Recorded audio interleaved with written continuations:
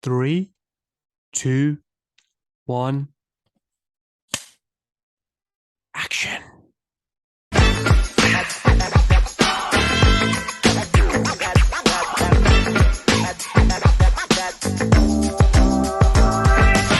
let me tell you something, brother. Hello and welcome to another Wrestling in Film podcast. Well, there's a reason I'm not Bruce Buffer, guys, but I did my best. But thank you for tuning in to another edition of the Wrestling in Film podcast. We're on double digits today, guys. It's number 10. And what better way to celebrate that than bringing back another interview where we're going back to the WWE A&E world, because tonight, Sunday night, it will be the beginning of the third season of WWE Legends on A&E. And the season kicks off with an episode on the NWO, and Ross Hockrow, our former guest who directed the Goldberg biography last season, is returning, and he's directed this NWO special, and he promises surprises. He promises things that we've never heard before, whether that's a wrestling fan or a non-wrestling fan, and a very unique perspective to it. And he shares a lot of the details today in this episode. In our interview, he shares a lot of really cool details. And if he had to do a sell job for whether you're a wrestling fan or not a wrestling fan, he does one hell of a sell job to convince you of wanting to watch this for one reason or another. So without further ado, I'm going to just throw it over to that interview, because that's the cool part. That's the great thing about this episode, is that interview. Ross was wonderful. I appreciate his time as always. So today, before you watch the NWO biography, or if you're doubting whether you want to watch the NWO biography, check out this interview with Ross Hockrow.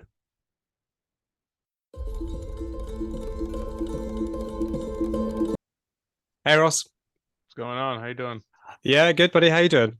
I'm doing good. Is that a belt in front of in your foreground here? That is, yeah. It's just for the scenery, should we say? Got it. How's everything been, man? Every time we talk, it seems like you're more and more immersed in the wrestling world. Yeah. I guess this would probably. Well, I got one more, and then that's it. So. Yeah. Has it been? I hope it's been good though, or positive experiences.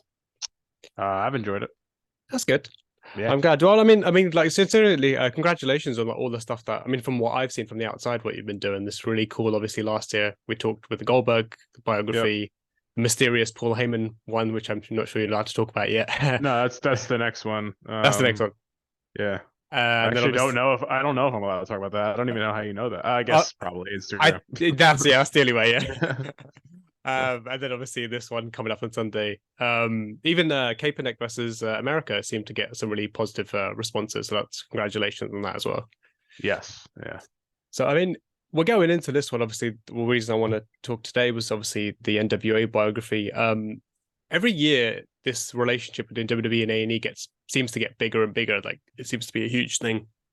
For example, like this year, this new season, they go in the WWE Superstar Sunday. We've got so many different content on one day. And obviously there's the one big episode kind of that kicks it all off, which this year is the NWO one. How does it feel to be a part of this for 2 seasons back to back? Because like I said, it's becoming bigger and bigger every year, seemingly. It's fun. So, yeah. It's, I mean, I think, I don't pay too much attention to how big it is. I mean, obviously I'm aware, but yeah. It's fun to kind of be able to take the stories and view them from like an outside of wrestling lens. So, I mean, NWO is kind of the perfect one for that, because you can kind of go a bunch of different directions. Goldberg, making it about Goldberg. So, yeah. NWO opens up the palette a little bit. Yeah, no, that's fair. And yeah. with the A&E kind of, obviously they've got their system, right? I imagine. How is that? How is that creatively for you? Like, is it still like, oh, go ahead, Ross, just make this film and do what you do, or is there some kind of, I don't want to say constraints. That sounds a bit negative, but No, I mean, listen, there's always constraints, you know, no matter what you do, there's always some, um, you know, larger entity that's being, you know, you have to think about that. And in this case, it's A&E and WWE. So it's two. yes, But I don't feel it, you know, it's mostly do what you want to do, you know, within reason. And they kind of leave me alone. And, you know, I mean, there's always feedback and sure, suggestions and, you know, but I never felt like I wasn't allowed to do what I wanted to do. And I think, you know, Goldberg was kind of the, all right, let's see how, you know, let's see if that's actually true. And then NWO was like, let's just go for it, yeah, and try, you know, whatever. So, you know, that's the, you know, I think people will see that on this one. You know, NWO is a story. A lot of people who know wrestling know the story. I think anybody who has heard the story before will find this telling. I don't want to say refreshing. That's probably the wrong word, but it'll it'll scratch all of the itches. fair. Yeah, No, I think refreshing might be the right word though, because this yeah, story has been told kind of ad nauseum, if you will, like in some way or another, the formation of it yeah. and stuff. Has it? So now I'm interviewing you. Yeah, go Is for it, go this for it. has it been told with all the voices at the same time? You know, If you're talking directly telling it. if you're talking about the participants, Yeah, like Hogan and stuff, there was a documentary that came out about a decade ago that WWE made, which, albeit I think the Hulk Hogan interview was an older interview, but it was still very much about the NWO. But in some form or fashion, I think they've covered it in a lot of ways, the formation. So it feels like it has, but perhaps I'm wrong though. But it yeah. See, feels like I felt like when I was talking to all the guys, you know, because I got to interview all of them. yeah. It you know, they had all felt like it hadn't been done, you know, to the extent or the angle that I took on it. Hmm. You know, I think a lot of the stuff I saw from NWO was like, here's what happened. Mine's very different. It's, you know, Sure. yes, it's what happened, no question. I mean, I sort of grounded to that. I think there are some insights that people don't know about that they'll get from this. I'm willing to bet on it. Sure. Yeah. um, and I think that, but the angle I think is a different one that's never been explored before. Fair. No, Yeah. and I mean, you said before, when we talked about the Goldberg one, like that era where Goldberg was at the height of his WCW popularity was kind of when you were watching wrestling, Yeah. and you were kind of a fan. So that kind of goes hand in hand with NWO as well, right? The NWO kind of kickstarted maybe a year and a bit before Goldberg. What was your impression or memories of NWO at that time? See, that's the weird thing is like I remember Goldberg and being a fan during that time. I don't remember anything about the NWO. The Really? my connection to NWO is really the pop culture version of it.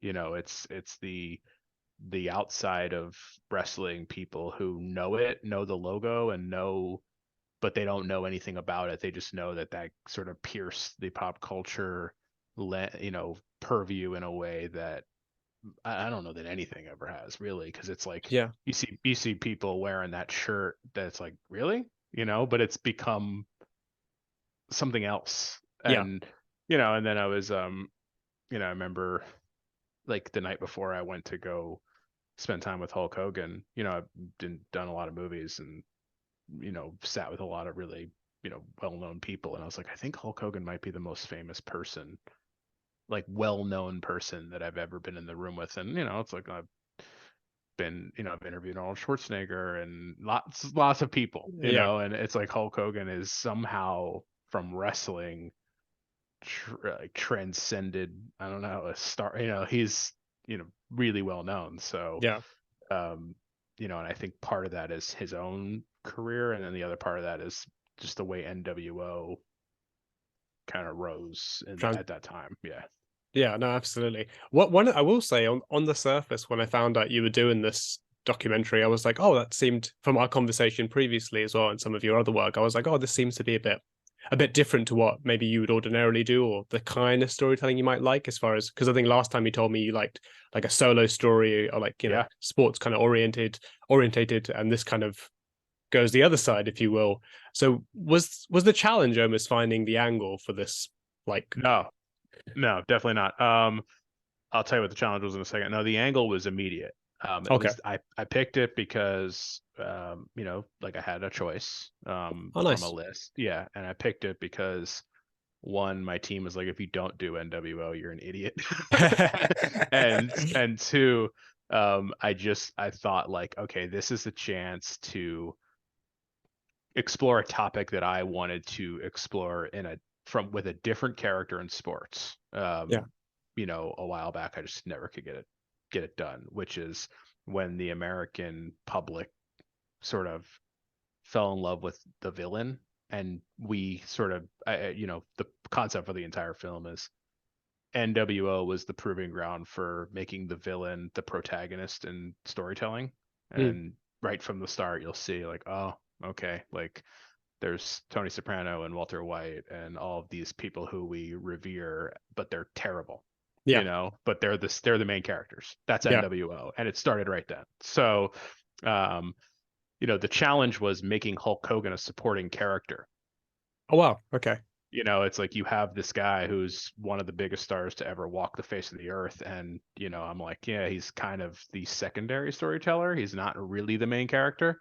Um, you know, that took some convincing and some like, you know, trust me, this is gonna work. Which I wasn't 100% sure it was gonna work. You know, because Eric Bischoff is the main character in this one. Fair. Okay, okay. Yeah, No, that makes sense. I mean, yeah. was the convincing more the powers that be, or Hulk Hogan himself? No, it was more of like my own team. Like, you know, I have this idea, and I mean, I think, you know, I think you think of like I think of documentaries the same way I would think of a scripted movie. Like this, put the stars on the screen, get out of the way, and let them do their thing. Fair. Um, you know, and in documentaries, you don't always have that luxury because you don't know if you're the main subject is going to be charismatic or be able to like carry a movie, right? In this particular case, they can. So, and you kind of have your pick. Yeah. Um, I think, you know, but we think about it in the hierarchy of the way we would think about it. Like, all right, well, Hulk Hogan's the most famous person, then it's probably Kevin Nash, and like I think people know Eric Bischoff to a lesser degree, but no, you know, and you would rank them in that order. Yeah. You know, people are obviously very interested in Scott Hall. So what's the hierarchy here? And my thing is, no, it's got Eric Bischoff's got to be the Godfather here. He is. That's the real story, you Mhm. know. So you 'Cause- have to do it that way. yeah. I mean, I guess Yeah. I'm assuming your logic was because he's the guy that kind of made it all happen. So Yeah. yeah. No, and yes, and also, you know, yeah, yes, and I just had, you know, and I had a prior experience with him from Goldberg too, so I was Mhm. like, you know, I actually do think this guy can carry a movie, you know, with, you know, I mean, when you've got Kevin Nash, Scott Hall, Sean Waltman, and Hulk Hogan as your supporting role, I mean, you know, if you think about it from a basketball perspective, it's pretty good guys, you know, to Good be the team. supporting role. Yeah, exactly. Yeah. No, that's fair. No, and you did say in your Instagram post for the trailer that you said, I think you kind of put it out there as well. Like this is a story more about America's fascination with the Yeah, villain as opposed to a wrestling story. But no question. I mean, and I love that fascination because I think I've heard enough of the formation story. I like that angle is It's true, and I there. I think mean, yeah, it's in it. yeah, It's just not the folk. the angle. Yeah. Sure, sure. And but is there always a delicate balance though for you? Like, is in your mind like, yes, obviously it's A&E, so we're catering to a wider audience, but I've still got to give the wrestling folk their thing. Is there any element of that in your mind? Yeah, I mean, listen, the one thing I've learned doing these movies is the fan base is pretty rabid, so Yeah, you can't piss them off. yeah, Yeah, so yes, that's there. But that's not a difficult audience to serve. It's give them what they want, which is the story, be accurate, um, and maybe you know, try to get some insights that they've never heard before, or some anecdotes would be Yeah. even better. You know, like the ending of this movie it's really cool. So and no one's ever heard it. There's zero question that anyone's ever heard the ending of this movie. So you know, I'm excited for that, and I'm Cool. excited for all the wrestling fans to see how it ends, because they're going to be like, oh, okay, you know. And there's a ton of little moments where you're like, you know, you've never heard people talk about that moment that way before. So I think the wrestling fans are going to be absolutely taken care of and be happy. You know, I know there's a lot of like, well, I've heard this story before. It's like, yeah, not to be like super arrogant about it, but it's like you've never heard me tell it before. Fair. So yeah, and so it's different. And then you know, and I think anyone who has never heard the origin story will get what they need, Yeah. and they will but they'll also get like the lens that I'm trying to kind of put this through, which is, you know, if you kind of look around at storytelling right now and you say like, oh man, like people really like the bad guys, you know, like, you know, it's like this Ant-Man movie's coming out. I'm going to see it tomorrow. It's like, who's Yeah. everyone excited to see?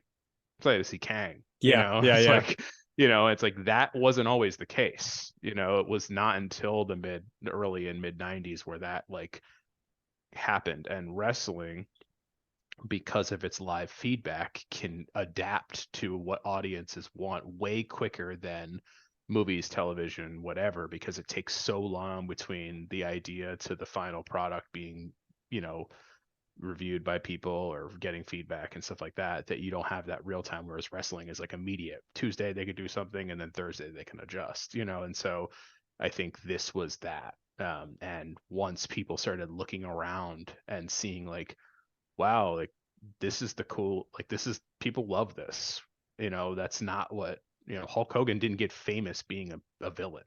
No. You know, he got famous by being like America's hero, Yeah. you know. And now all of a sudden, you know, he's Anakin Skywalker, you Yeah. know, you know, so or Darth Vader in that Yeah. sense. So yeah, so that is, you know, yes, it's the origin story and the what happened, but it's the way we reacted to it that I think you know, people will find fascinating. This is I mean, not a side note. It kind of aligns with what you're talking about. And I'm not sure if you remember seeing it through the countless hours of footage I'm sure you watched. But there's one pay-per-view that Hulk Hogan makes an entrance. I think it's called Road Wild. And he's wearing his NWO shirt. But on the NWO shirt, it has the Terminator skull on there. And I Yeah, was like, if there's ever a symbolism for like good or bad being good in the yeah, movie world, it's Terminator, probably, in some respect. And then that's on the Terminator's a end good of one. yeah, and then that's on the NWO show. I was like, just the aligning of the pop culture and wrestling there. I was like, that's pretty fascinating. Yeah, you got the whole Rodman thing too. It's like, Yeah, yeah, it's this. There's a lot of like, you know, I didn't know obviously any, you know, any sort of like long wrestling fan is going to know a lot of the stories that everybody knows. I didn't know them, mm, but there's definitely enough where you didn't know like that particular take on it or that telling of it, or, you know, because you got all the voices telling you like like what it's mm, sort of, you can't refute it. It's, this is what yeah, happened because they're telling you what happened, unless they're lying, which in sure. that case I can't do anything about that. So Well, I mean, I mean, the pop culture thing is so true, and it's so. I mean, Kevin Nash is, and I'm sure he'll say it again in your documentary. He said it a lot of times about like, West Coast rap was oh yeah, massive in the yeah, '90s, and he was like, we took the whole yeah, band wearing the bandana back was like Tupac, and like the For Life was from Mac 10, I think it was. yep. And then all these things, but like also like you said, like you knew NWO through pop culture, right? Like its impact in pop culture. For like perhaps the naysayers or people who still kind of look down upon wrestling, is this kind of film like a reflection of like how significant and impactful wrestling actually is, whether you know people almost like it or not? I would say if you don't like wrestling, like, or don't care about it, this would, and but you want it, we're interested in like watching some of these movies, this would be the one. Because it does, the tentacles are long and go outside of, you know, it's funny because when I did Goldberg, you know, you, when you start to like think of the whole movie, you think of like, all right, what are the important matches, right? It's like his first match, obviously his origin story, right? Then you've got the Hogan match, you've got the match with Kevin Nash, you've got his return, you've got you got the Brock Lesnar match before he retired. You've got these markers, right? And it's like, okay, and then you kind of build around those as your big set pieces. Yeah. When I did the first version of like writing this movie out, there were no matches in it at all. For NWO, I was like, there's no wrestling in this movie. Zero. And people were like, okay, we get it. Cool. It's still, you still have to have some in there. And I was like, no, I know. Sure. I just wanted to see, like, could you tell this without ever seeing that broadcast view of the ring? Like, that was my focus, is like, let's take as much of it out as possible. Because the truth is the NWO story doesn't really take place in the ring. No. It takes place out, in the corridors or in the parking lots and that kind of thing. Now, the final version of this does have wrestling in it, but it's very little. Yeah. So, I forget what the question was, but I feel like that was the answer. It was more about how outsiders' perspective of wrestling, like those particularly like maybe perhaps the naysayers or people who don't like Yeah, wrestling. this isn't like this match, then this match, then this match. This is, you know, pop culture innovation to pop culture innovation to pop culture innovation. Yeah. I mean, and to be fair, if I think about the NWO, I put it with a wrestling fan cap on. I don't really remember matches. It's all moments. Yeah, exactly. That's what it is. So it's like, who won is irrelevant. They're Yeah. cheating anyway, so who cares? Yeah. Yeah, it's true. Yeah. And we love them for it anyway. Yeah. Well, there you go. Yeah. You mentioned Rodman a second ago, and obviously, again, another perfect alliance there. Like Rodman was the bad boy of basketball that everybody loved or was fascinated with. And then you had Karl Malone, who came in as well, who was Yeah. the good guy of basketball. For you, I know obviously you're such a sports fanatic as well. How cool was that, like for you to dive into that part of it? Because I'm assuming you did dive into that part of it. I Because don't know. Dive in is the wrong word. It's okay, we go there, but it's okay, not it's certainly not overindulgent. I think that's a part where it's like, yeah, like wrestling fans know that stuff so well, and for anyone outside of wrestling, like you just need a taste of it. I don't think hmm you need to like, there's a cool way in the movie where we discuss Rodman and stuff, but no, it's certainly not a like big we chunk. don't. No, not at all. Yeah, Okay, it's a drive by. fair, fair. Yeah. I guess like I said, the way you're approaching it as well, there is so much I'm sure to cover, so that makes Yeah. sense. Yeah, it was really about, I try to I try to always focus on the characters, the Sure. people. Yeah. No, that's fair. One of the things that you mentioned about the characters, you said last time to me is with like things that you learned about wrestling. One of the things that you kind of became fascinated with was the character development side of Yeah. wrestling and how they did this allow you to dive into that a lot more than perhaps the Goldberg one did. Not from an individual standpoint to a degree. It was more about the sum of the parts, the group. Like you had mentioned, like where they got the for life and all that stuff. Like that I do pay attention to. Sure. But I wanted, like I had access to the raw footage of their shooting their first promo. Mhm. And so I was like, okay, like we could probably build something out of this. And but it's not, the point is not, well, here's where we got all this stuff from. The point is the relationship among the guys. I think everyone's seen the trailer at this point where Hogan's like, yeah, no one really liked each other at first. Mhm. So like it kind of is built around that and this understanding that like no one actually thought this was going to work the way it worked, and so they were like, what do we, how do we, okay, like great, this all, like the plan of Hogan kind of turning bad worked, like everybody freaked out, but now we actually have no plan to go any further. So what do we do now? Yeah. Yeah, so that's where that lives. Fair. Yeah, so it's more about the development of that, and then what happens to the people when they hit the peak of their powers. Like, how does their personality change? Like, how does the relationship amongst the group change? Yeah.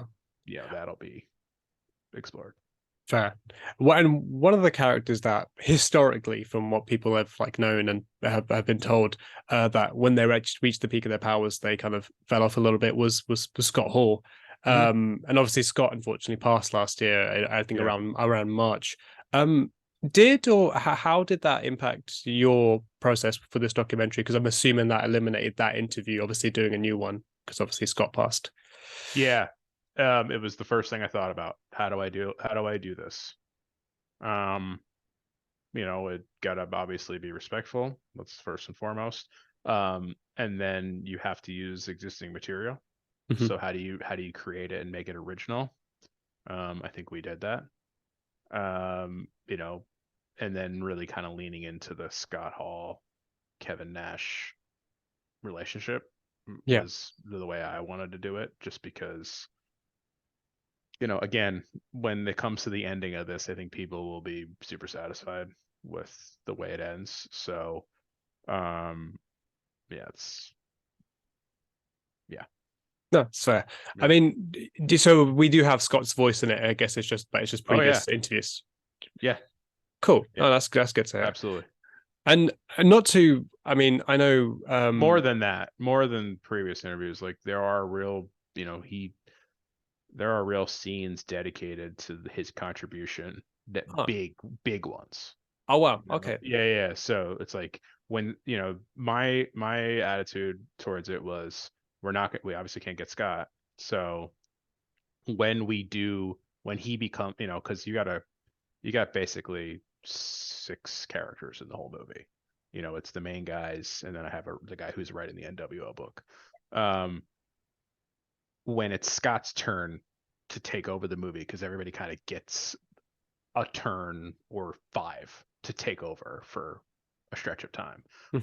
When it would be Scott's turn, we wanted to make that like a big deal, and so we went out, we shot stuff to really help kind of illustrate that.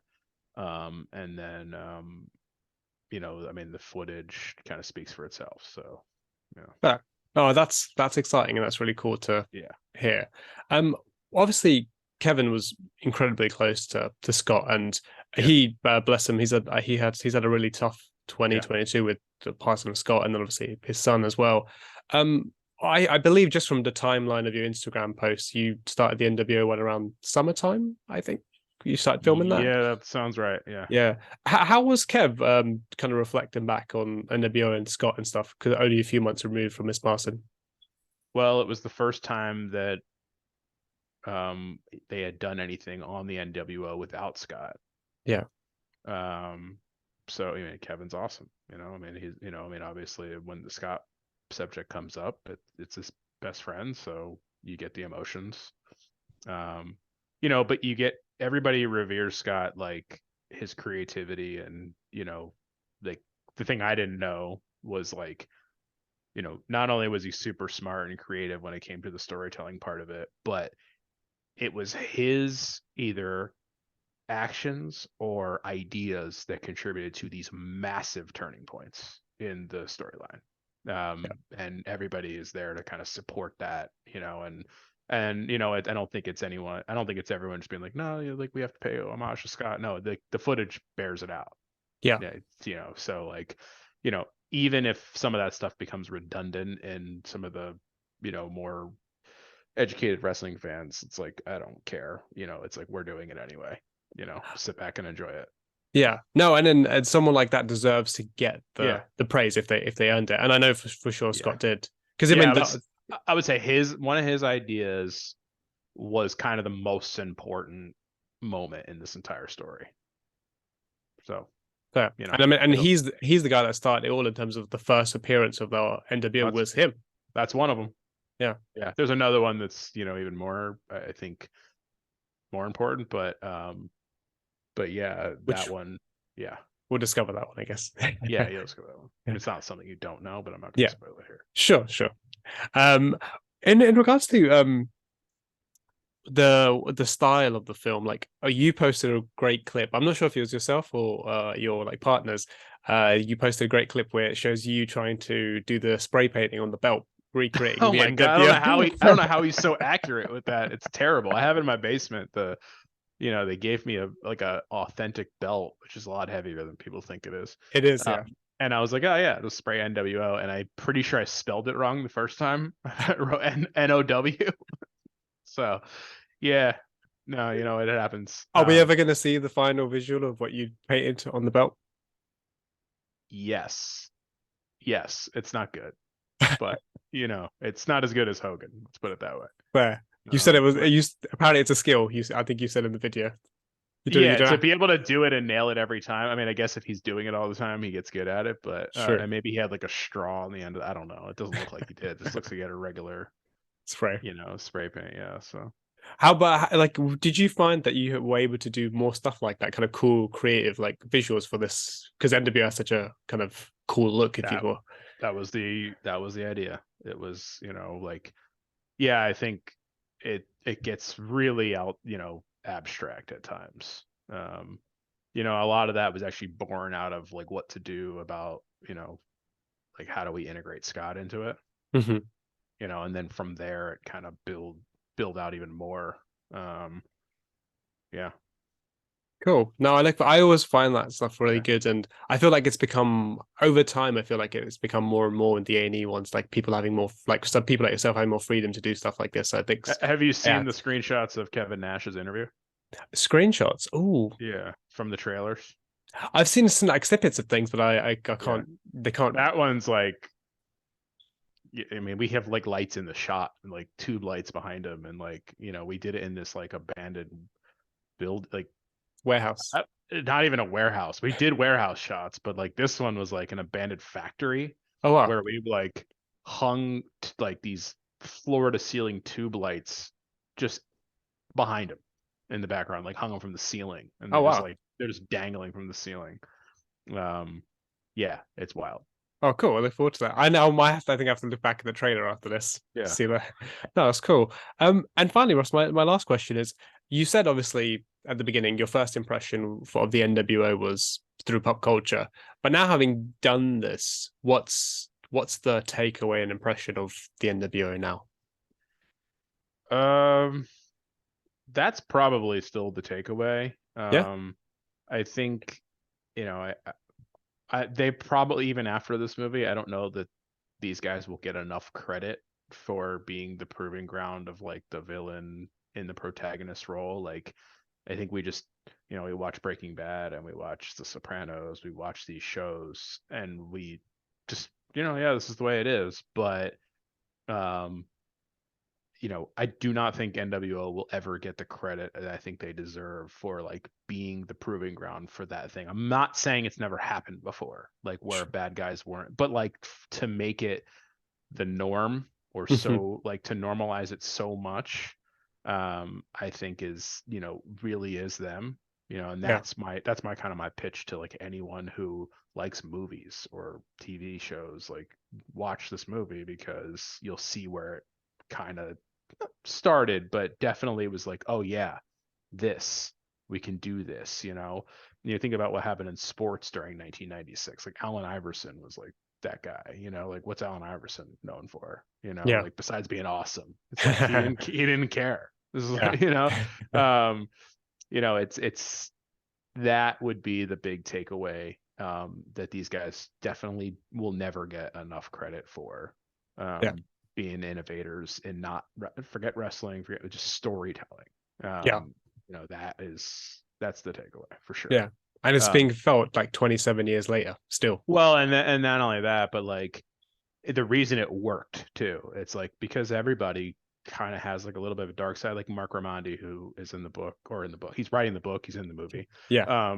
He's like, in 1996, who didn't want to like punch their boss in the face, like, or power bomb their boss off a stage, like Kevin Nash did to Eric Bischoff? Like, who Yeah. wouldn't want to secretly do that? Yeah. It's like once you tap into that, now you've really got something. It's so there's, they're just doing all the stuff that we all, One.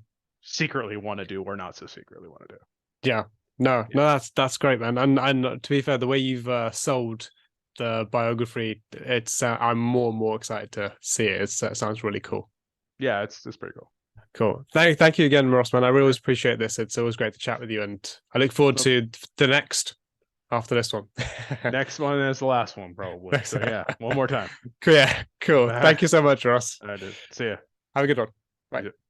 And that was my chat with director Ross Hockrow. Ross was fantastic as always. It was a wonderful chat. He was really giving with some of the insights. Obviously, we don't want to spoil anything.